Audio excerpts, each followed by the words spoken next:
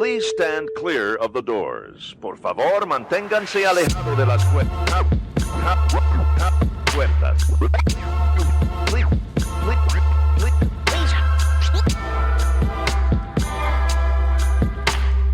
Please stand clear of the doors. Por favor, manténganse alejados. Because this here's the wildest ride in the wilderness. Hello, everyone. I'm Alicia. And I'm Nathan. Welcome to episode 9 of Our Adventures and Mousecapades. The show goes on. Indeed, it does. First off, I wanted to just take a quick second and thank everybody who's been listening. We're approaching 200 downloads at this point, which I don't know what... It's kind of mind-boggling, it's actually. Incredible.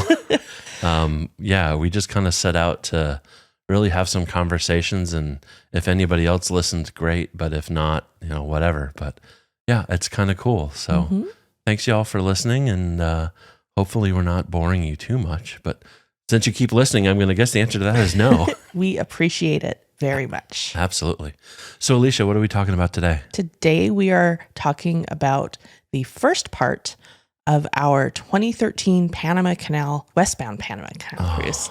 What amazing memory. It was quite an adventure. This was our, what do you want to call it? Our post-baby getaway. Yes. I think Sterling was a year and a half or so. And my parents flew out from North Carolina to be with the kids. Yeah. And we took a much needed break.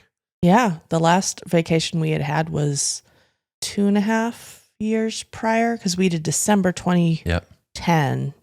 And then this was May 2013. Yeah. And then we took, Caitlin and I took a little road trip down to see some friends down in Orange County, California, right before Sterling was born. Yep.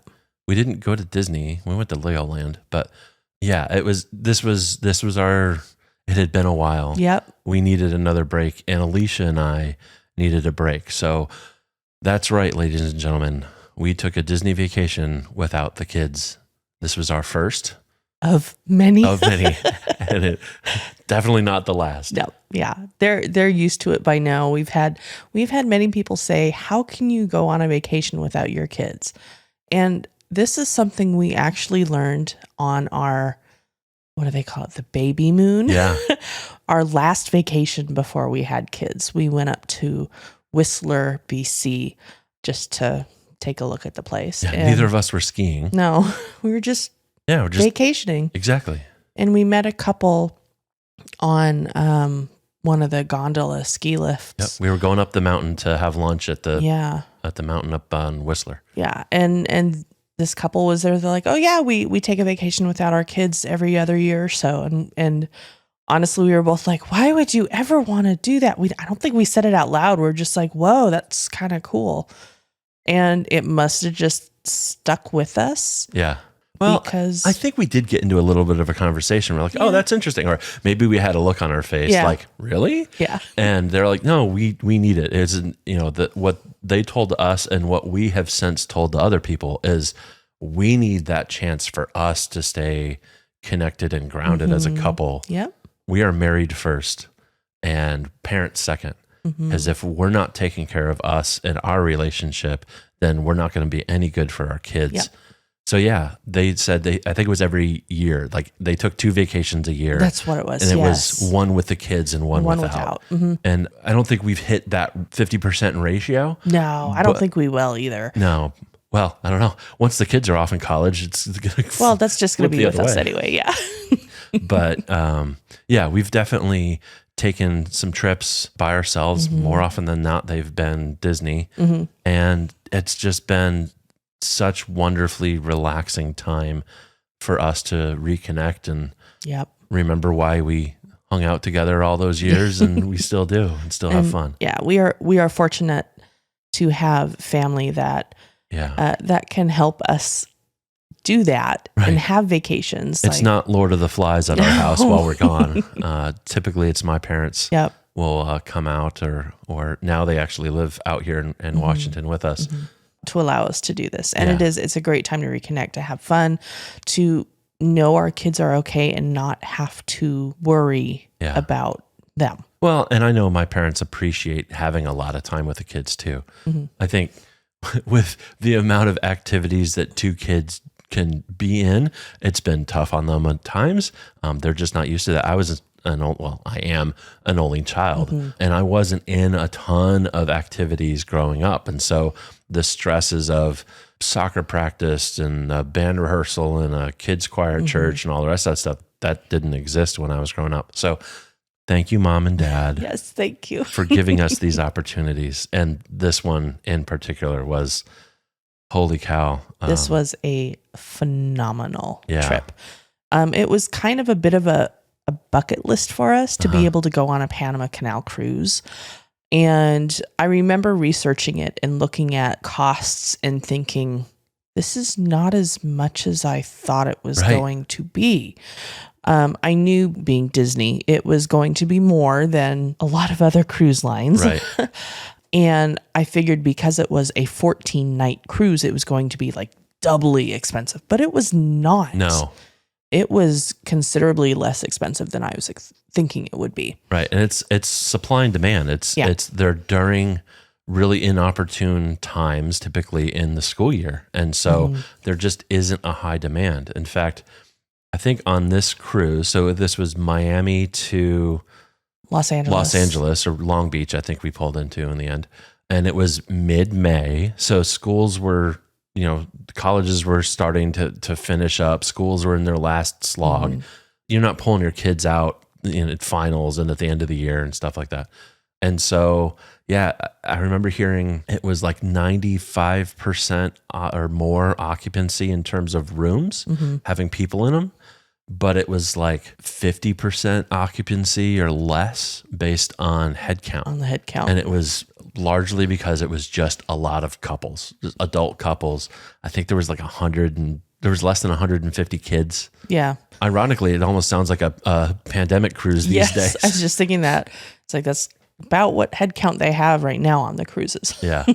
Occupancy wise, no. Like room wise, they don't have that many rooms filled. Right. But it's just a head count. Right.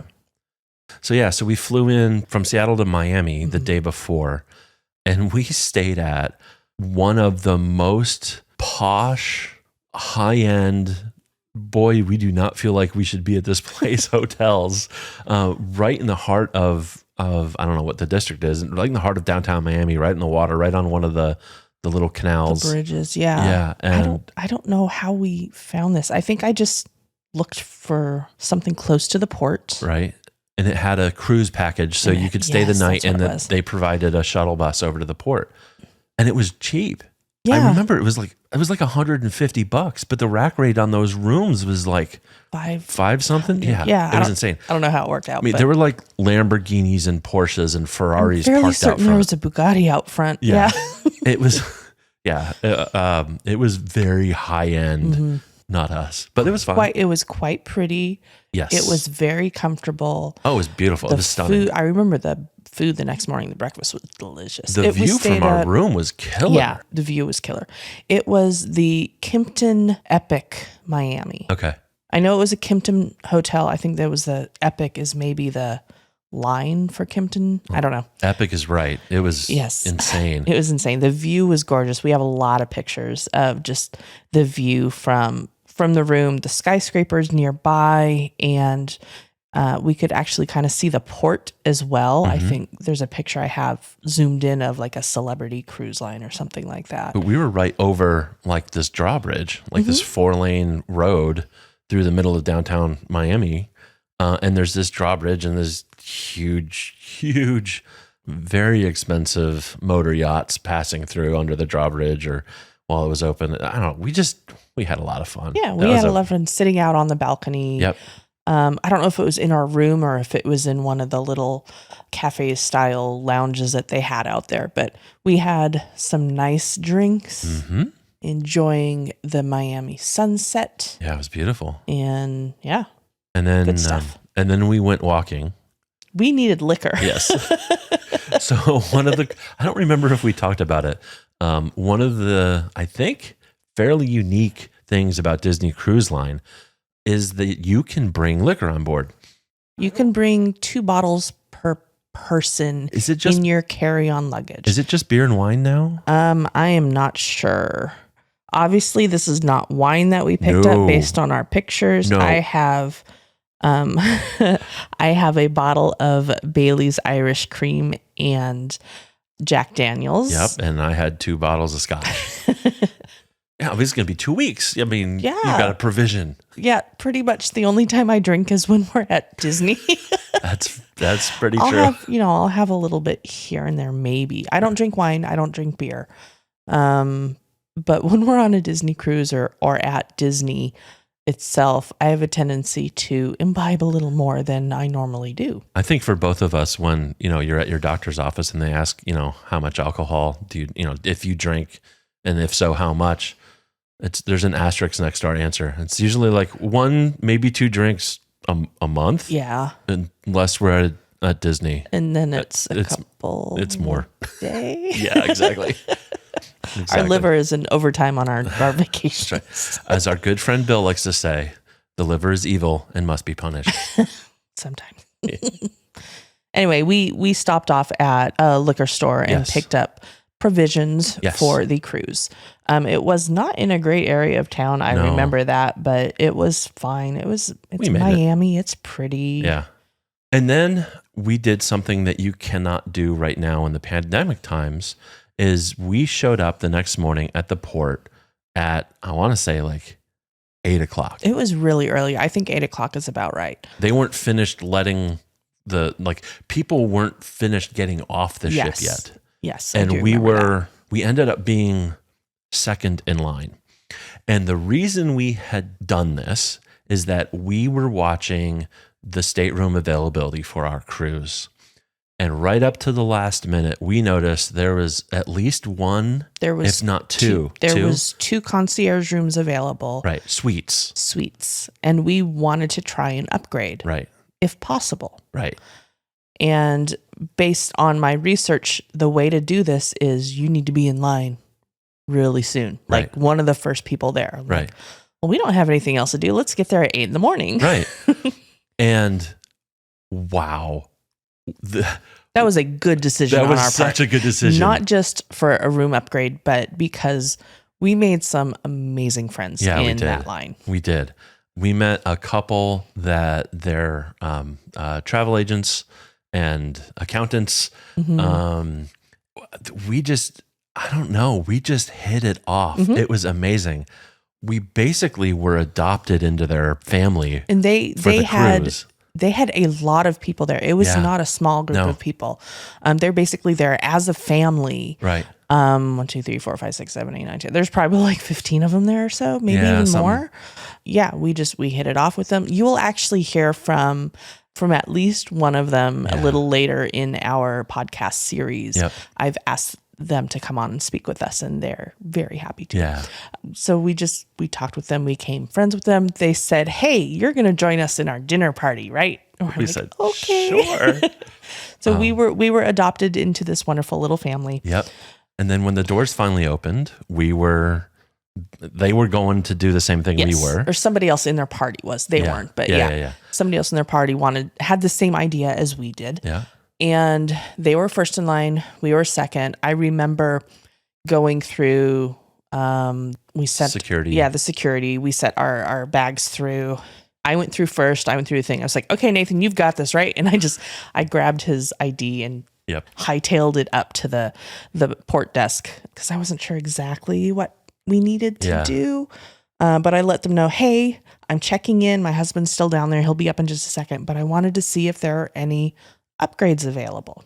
And they said, "Yes, we have 1 concierge room left." We were already in a category 5A veranda room. But, Which is a nicer It's a nicer veranda. veranda room. It's a Yeah. top tier veranda, I believe. think that's right. Under a concierge. And this was at a time when concierge, at least on the Magic and the Wonder, this was on the Wonder, Mm-hmm.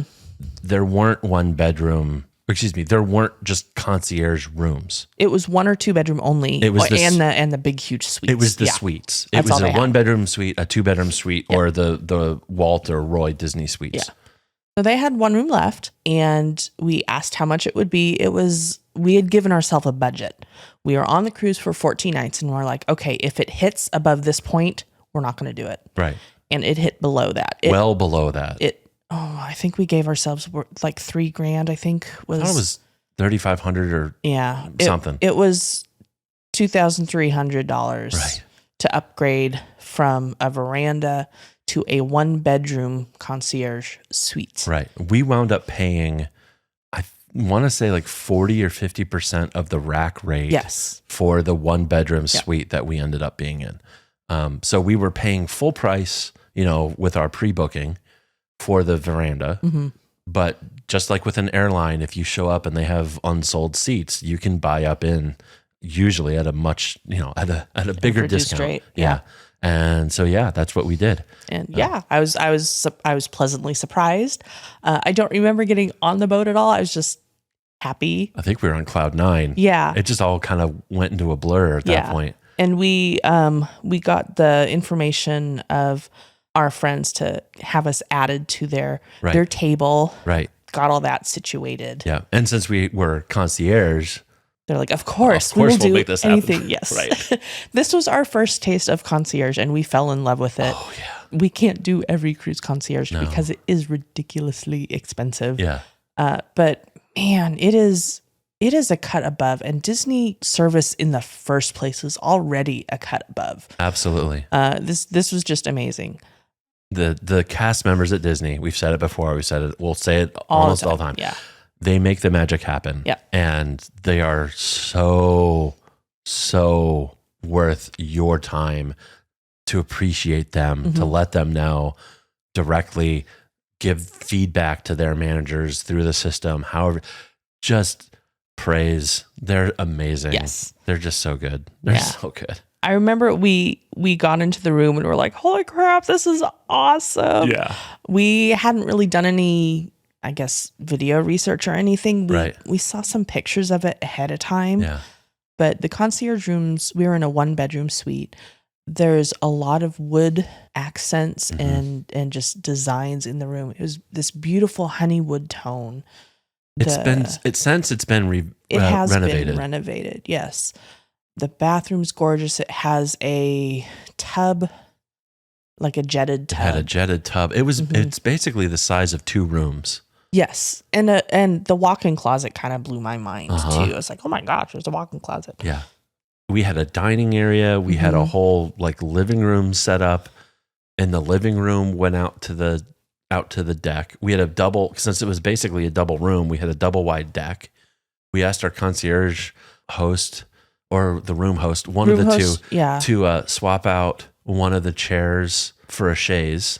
Oh, on our deck. Deck, and they did that. Yep. It was so cool. Yeah, and we didn't really know that I don't know, we didn't know anything about concierge.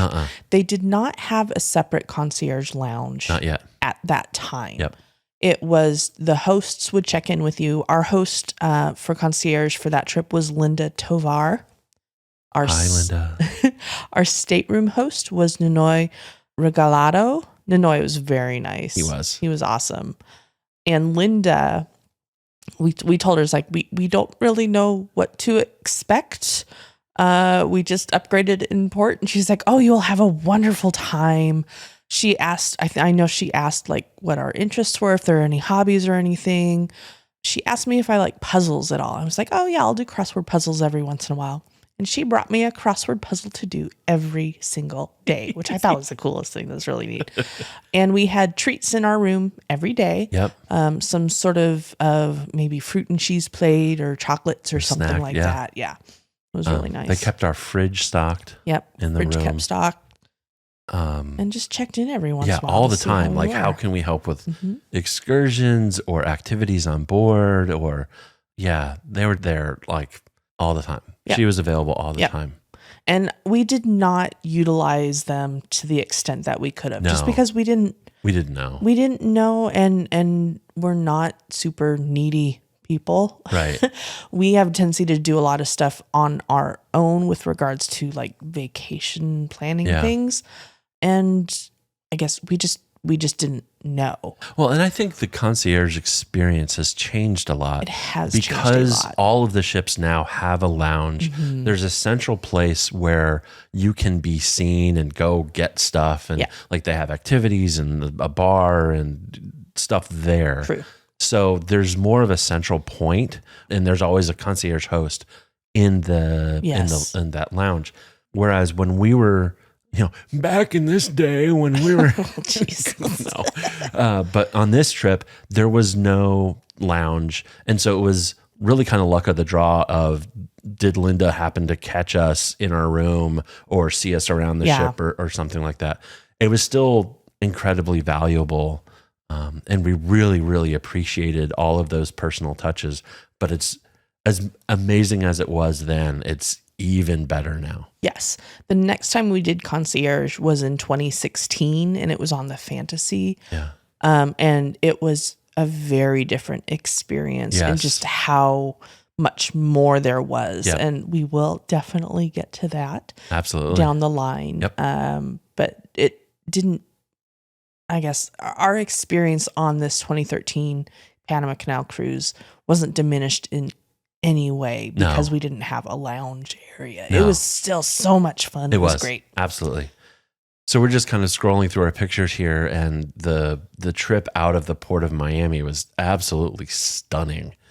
The water and the sunset and the scenery and all the the little islands and causeways and very, very expensive houses, and yes, it's beautiful. Yes.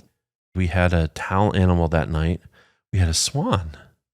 That is a peacock, my dear. We had a peacock. Oh boy. That is a peacock, right? Yeah, it's a peacock. Okay. I don't know. We record these on the weekends. My brain is off at this point. So, and he didn't read the notes that obviously say right there, peacock towel animal, but that's okay. Yeah, about that. About that. You're welcome. Yep. You're welcome. Our second day, we were at Castaway Cay. Yeah. Ashore was at 8:30 a.m. On board was at 4:30 p.m. And one of the cool things about that day was we could see another Disney ship out on the water. One of the newer ones. I don't know if it was the Dream or the Fantasy. We can't tell from our pictures. Oh, and by the way, because one of the things we got from this cruise was a very detailed, I don't know, like kind of poster about going through the Panama Canal. Yeah, we can take a picture of it and we'll put it up on our Instagram. Yeah, absolutely. But I can tell you that not only were we at Castaway on Tuesday, May 7th, 2013, but that we were secured to the dock at 7:39 a.m. And the weather was northwest winds, mostly sunny, and 78 degrees Fahrenheit. Very nice. Yes. Nice level of detail. That little piece of paper, I'm quite impressed that we still have it.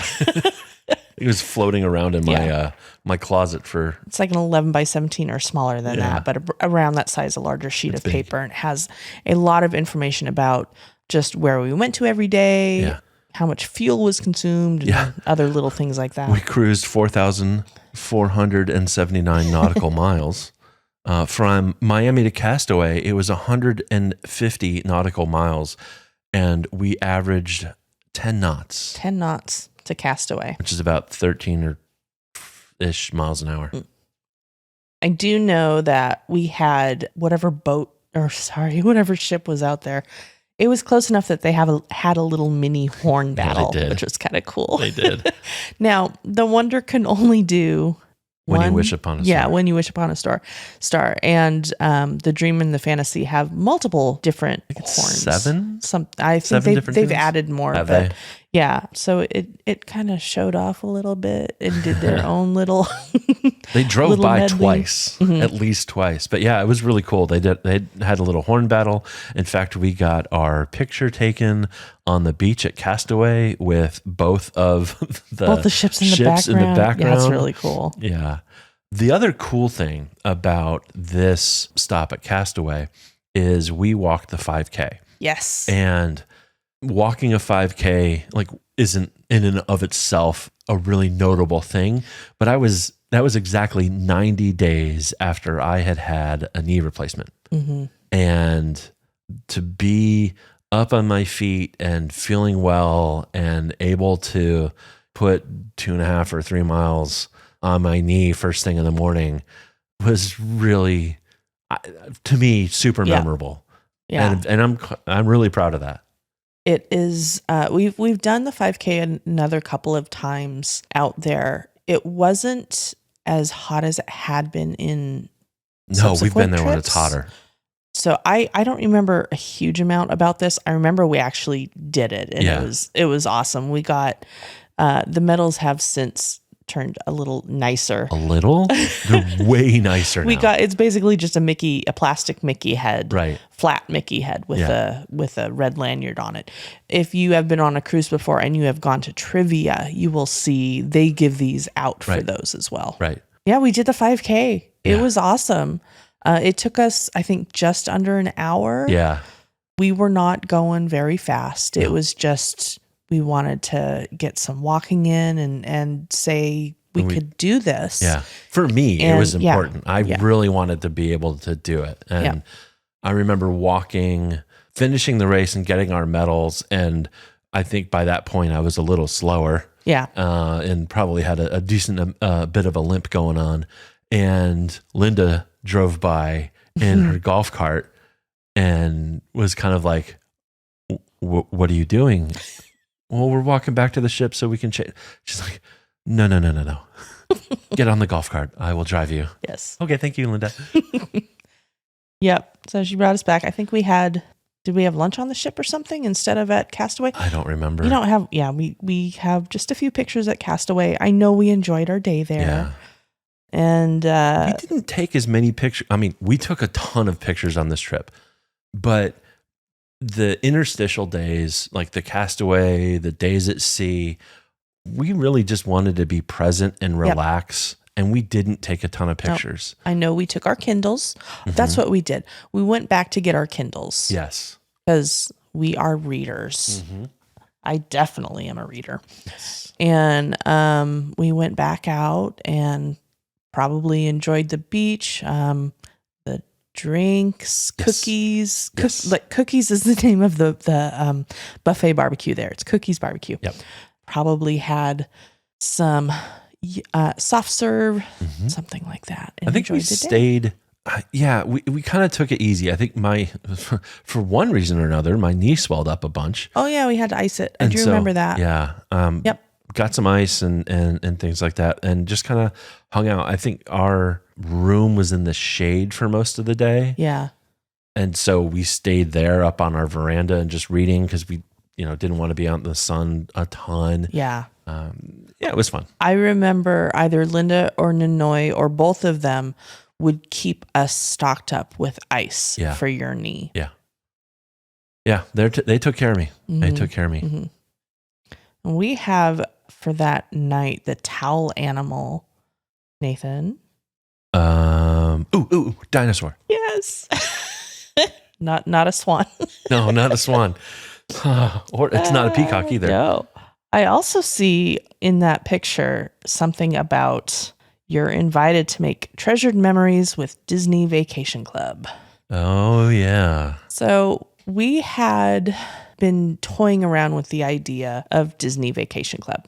We had never heard about it before. And, going on Disney vacations, they will let you know, hey, it's basically a timeshare for Disney.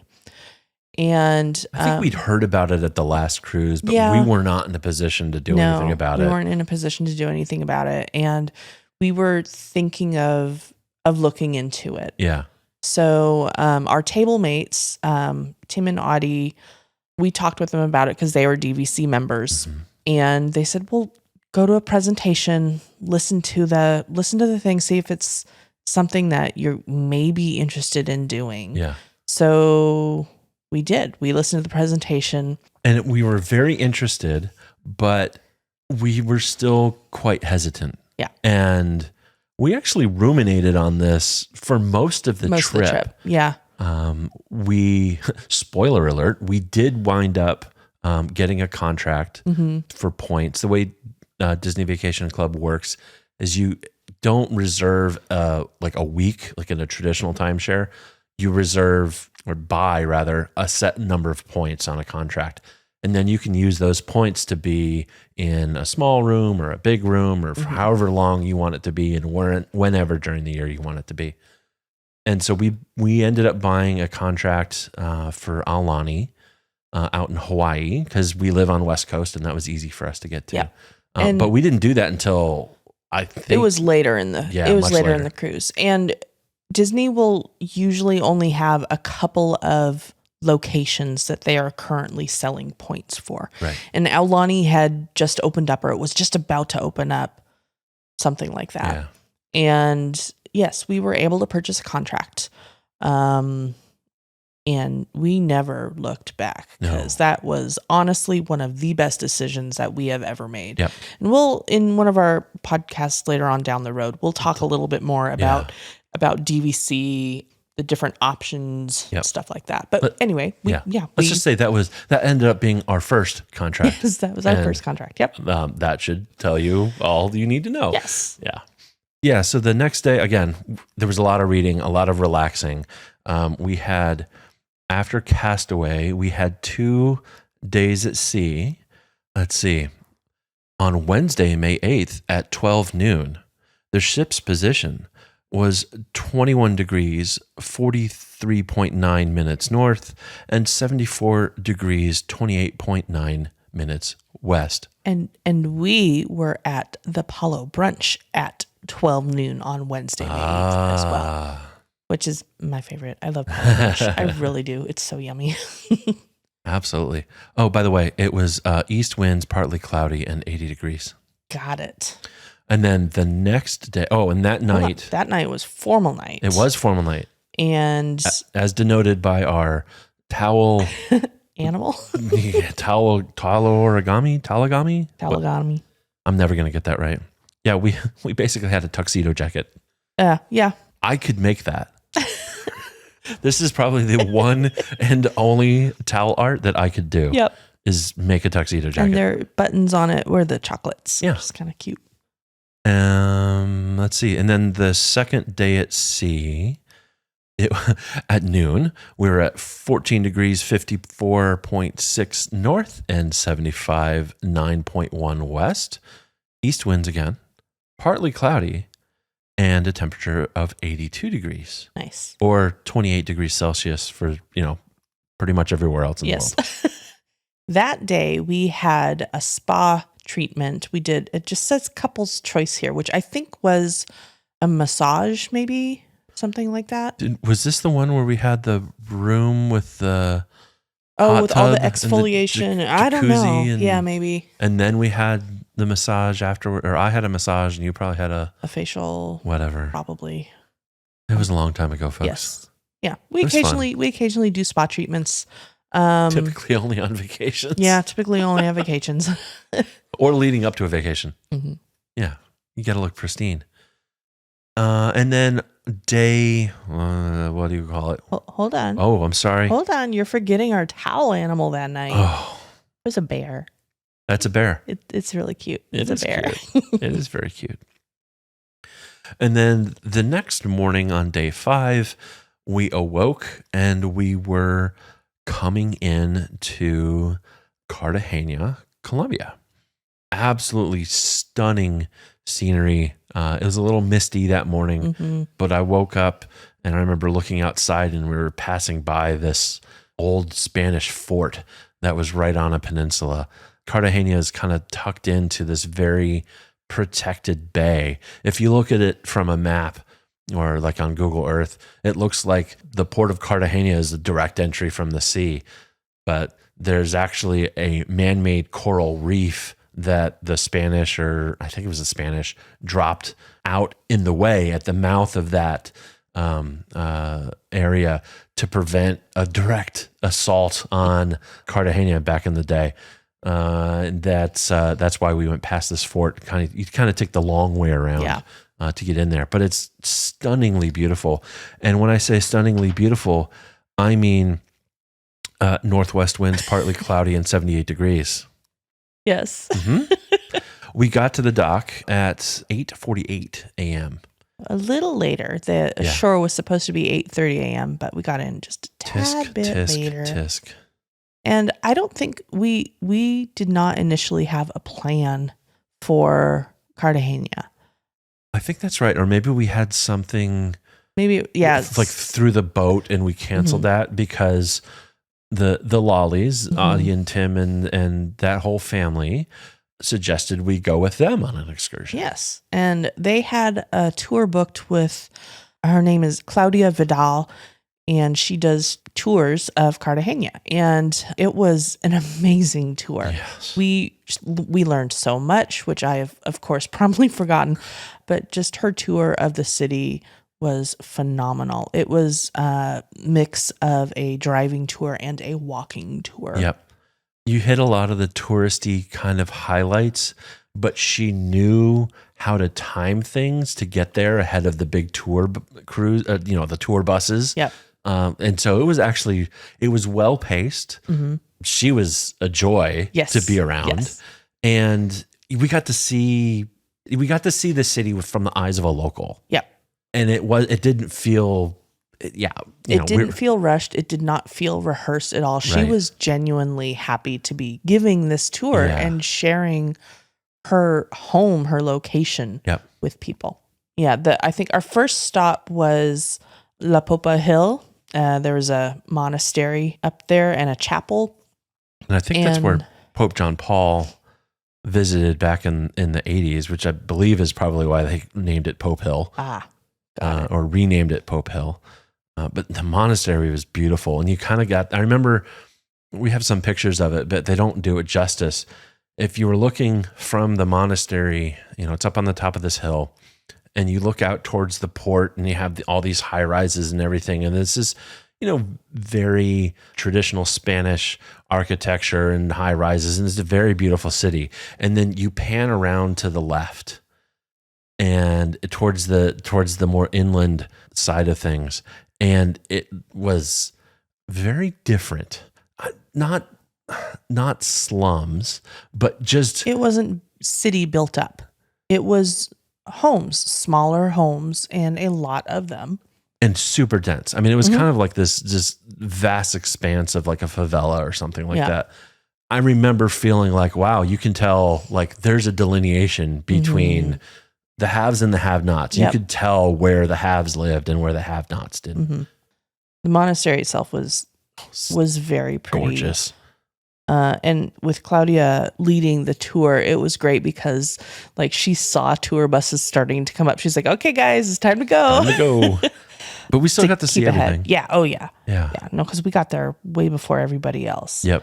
And then we we drove down in front of the fort.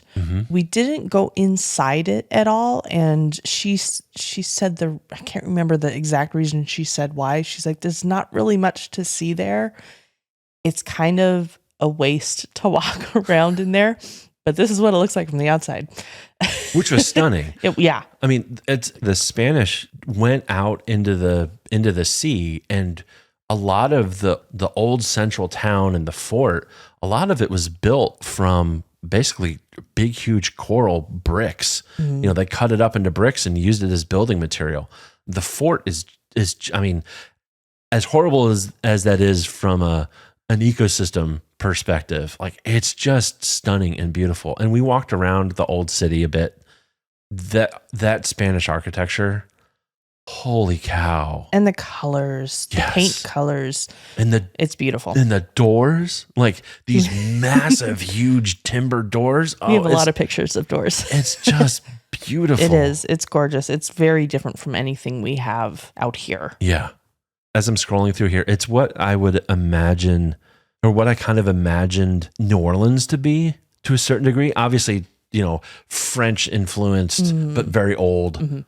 But I kind of was not as impressed with New Orleans when we went there a couple years ago. This felt authentic. Like incredibly rich history. Yes.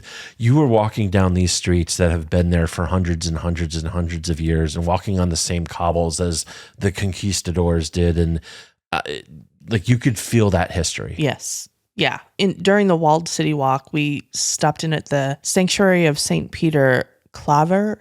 Looking through the pictures here, he's there. Like, I don't know how to say this. It looks like a little fireplace, but it's not a fireplace. Yeah. There's the body of the person in there. Yes. What is that called? A tomb.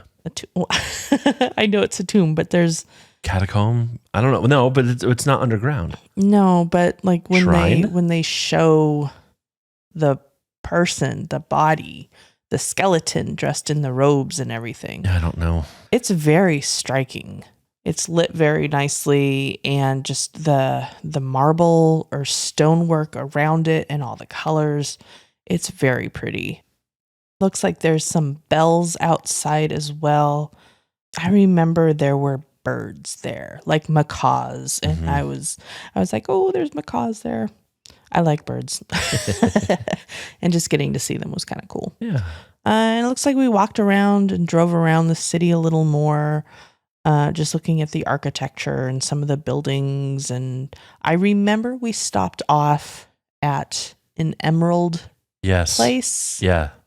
Like it was like a jewelry store, but also had a museum kind of in back. Yeah. And we went through and we could see the history of the discovery of emeralds and other jewels in Colombia, and where they were found and how they're processed, and how, like they made jewelry there on site and things like that. And, we had opportunities to purchase. Yeah, I got some emerald earrings. Indeed. And they were very beautiful and a lot cheaper than you'd find anywhere else. Yeah. And we also went to a little market, an outdoor market area. And Claudia was like, there's coffee. You can buy coffee. And we're like, we don't drink coffee. Nice. And I remember Tim and Audie were like, they're like, oh, this is awesome coffee. You got to get some. We're like, we don't drink coffee. I think we may have gotten a bag for my folks. Yeah, we probably got a bag for your folks. They definitely drink coffee. But we didn't. We did not partake. No. But yeah, Cartagena was stunningly beautiful. Colombia is beautiful. Yes, absolutely. Now, it's got its trouble areas. Everywhere does, but yes, it definitely does. But I did not feel like we were at risk or we were unsafe, or it was fine where the parts that we were in. Yeah, parts we were in were good. We really enjoyed the tour that we went on. In fact, we had another tour with her booked for a later cruise, which got messed up in March of 2020. Yes. So we did not get to take that tour. We got to see Cartagena. Yeah, we waved at it from afar. Yeah. But she does still give tours, Claudia Vidal, and we can put information on that too. If anybody is interested and anybody goes over there, she's phenomenal. She did a great job. Yep. And then we got back to the ship and we were just kind of relaxing. I started playing around a little bit with a webcam setup and doing some testing. I wanted to do some time-lapse photography going through the Panama Canal. So I was doing, I have a little video of like a cargo ship getting loaded and things like that, just playing around with, frame rates and stuff like that. Yes, I'm a nerd. You're welcome. You had a laptop, you had I had a whole rig, a camera out there. Yep. On the balcony, clipped to the balcony, taking like a picture every 10 seconds or something like that. Yeah. Stunning photography pulling out of Cartagena and through the channel past some other ports on forts on some of these small islands at sunset. It was just beautiful. Very pretty. And then we had a turtle for towel animal that evening. Turtle towel animal. Yeah. And then we had a day at sea. We didn't go too far. Well, I guess we did. So, sorry, I missed. I should have added stats. So the 2 days at sea to get from Castaway to Cartagena, was 1,043 nautical miles at an average speed of 17 knots. Now, we went we went from Cartagena to the Atlantic side of the Panama Canal, outside Cristobal. That was 280 nautical miles at an average speed of 10 knots. So we had a sea day just to line things up with the scheduled transit day that was on Sunday. So the Saturday was a very slow, like we weren't hauling. Nope. We could have done that in a day. In fact, I think in our last Panama Canal cruise in 2020, we did transit from Cartagena to the canal in overnight. Yep. But we didn't this time. No, our day at sea started off with a breakfast at Parrot Key. And it looks like this was a scheduled table breakfast. Yeah. Because all of our table mates were there as well. We have the characters in their wonderful little flowery tropic gear. And this was the silly hat breakfast that they made out of napkins. So I see, Nathan, you were given a napkin robe, I guess, a scepter from a pepper mill. Yeah. And a crown of some sort, a headband crown with, I don't know what that is. I can't explain this. We may have to post a picture of this as well. No, you don't want it? You and your glory there? That's glory. Quite nice. That's totally it. Glory. Uh-huh. And then our table mates with their regalia on as well. It was fun. We had good company. We did have good company. And then we had, that night's towel animal was I'm not sure what this is. Okay, sweet. Not just me. Frog? No, I don't think it's a frog. Cat? Maybe a cat. It has pointy ears. There you go. It has pointy ears. All right. So it could be a cat. Yeah. And then, we anchored overnight. And we were going to be going through the canal first thing that next morning. So we fueled up. We got a tender came alongside and actually right underneath our room. Yeah, it was right under our room. We were in 8080 on the Wonder. So it's on the port side aft. And I guess the fuel connection is right below us, as was the pilot door. Because I remember every time we had a pilot coming on or coming off as we were entering or leaving various places, the pilot boat was always right up there. Underneath us. So we spent the night and got ready to, at least for me, get up very early in the morning. I was not interested. No, but we were going to transit the canal, and I wanted to try to make a time-lapse video through the whole thing, which means I needed to start that time-lapse video before we got there. Yep. And that was early. And we will talk all about that. Yes. Next time. Week. Yep. Yes. All right. So we are not travel agents. We know some great ones. We met them on this trip. Yes. And while we can offer our opinions and suggestions, we recommend that you work with a travel agent on your own to find and take your perfect vacation. If you have any questions or suggestions, please email us. You can do that at podcast@adventuresinmousecapades.com. And please take a moment, follow us on social medias at Our Mousecapades. Also, if you can, please rate and review in your podcast app to help people find us. Yeah. Thank you so much for listening. Absolutely. And we'll be in your ears next week. Take care. Talk to you later. Thank you for flying Star Tours. Bye-bye.